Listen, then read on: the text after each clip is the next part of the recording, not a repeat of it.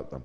But the end result is that Britain has a government that will not change anything of note.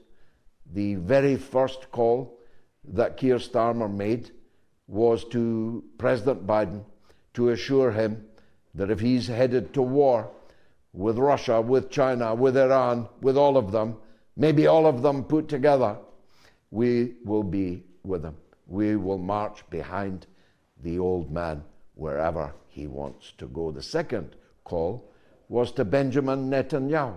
Yes, I'm not making that up. Keir Starmer called Benjamin Netanyahu, and to quote the Prime Minister's official spokesman, he thanked Mr. Netanyahu. Thanked him, don't you know? And looked forward to further deepening the relationship between our two countries, Britain and Israel. This despite the mass revolt in the Labour coalition that led to a loss of millions of votes for Labour in the general election. Both the people who voted against Labour and those who stayed at home in disgust, oftentimes with nobody to vote for, that they could express their feelings. Despite that, Starmer wants to further deepen relations between Britain and Netanyahu's Israel. And he's appointed the son of Sue Gray, the neutral civil servant who was formerly a publican, oddly, in the north of Ireland. Her son, parachuted in to a Labour seat, is now charged with bringing Britain closer to the European Union in defiance of the wishes of the 17.4 million people who voted for Brexit at the general election. You couldn't make any of this up. Neither could you make up the state of Joe Biden. He says that he's going on. He took counsel from his most trusted advisor, one Hunter Biden, the crack-smoking, underage sex-practicing felon who's about to go into prison. He persuaded Joe that he must go on and on. And so the Democrats are in a pretty pickle. They were in it anyway. If Joe had agreed to go, they are legally bound to run Kamala Harris as their candidate, a woman even less popular than Joe Biden. And if they were able, by any means, fair means or foul, to persuade both Joe and Kamala to go, Big Mike Obama, Hillary Clinton, and some tailor's dummy in California were waiting in the wings. But none of it will make any difference. Donald Trump is going to win a landslide second term as the President of the United States of America.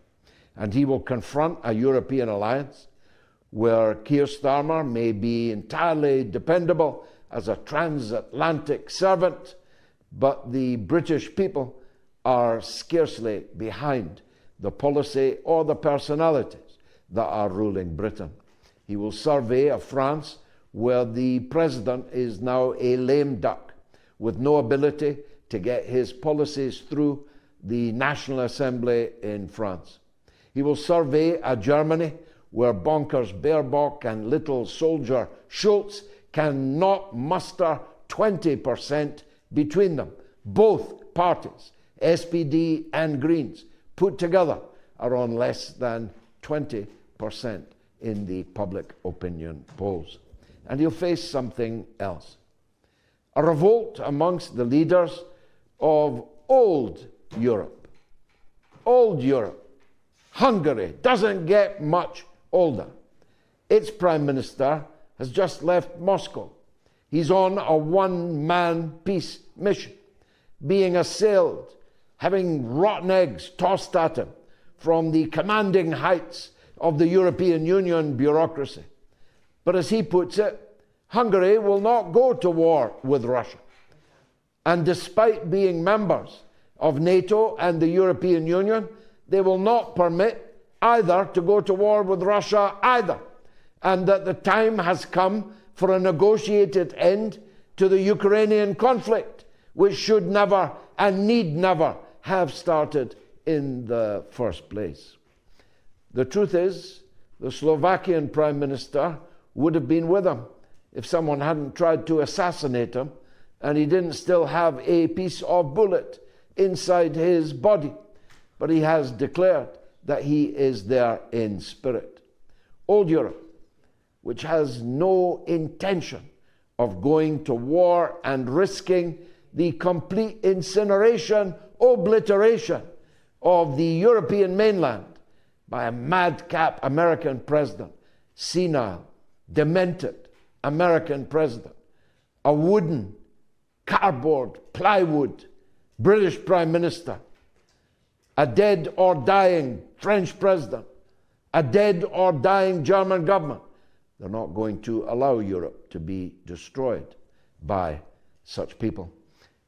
And Donald Trump probably likes the sound of all of that. He doesn't fancy NATO much, and certainly isn't going to go to war with Russia over which side of a line Kupiansk should lie on when it's been in 4 countries over the last 100 years. Fasten your seatbelts. It's going to be a bumpy night. It is the mother of all talk shows.